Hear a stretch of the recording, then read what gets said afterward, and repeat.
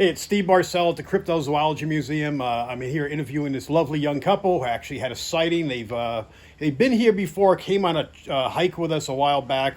They went back into Medoc Mountain State Park about a week ago, and they actually had an event there. They heard some noises and found some prints. I'm going to let them introduce themselves and explain to you what happened to them. Hello, I'm John Eller.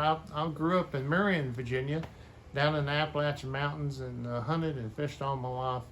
Then moved up to Richmond, and then but I still continued to hunt and found my wife about 40 years ago, or she may have found me. I'm not sure which, but it was a good relationship, and we love hiking.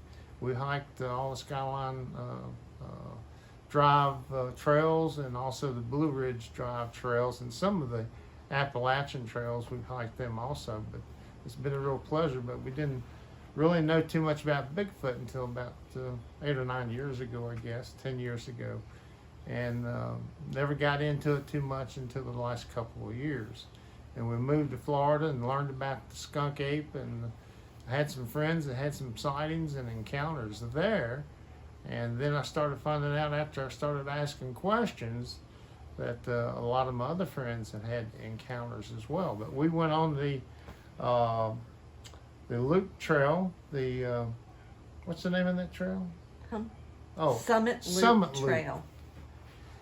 Summit Loop Trail, and Anna tell you about what she heard when we first started on that trail. Hello, I'm Ann Eller, and we've been living in a motorhome for about 3 months now. And we went on the Summit Loop Trail, and I thought I heard a very low octave. It sounded like a snoring in the distance in the woods, and not sure what it was, but it was kind of weird.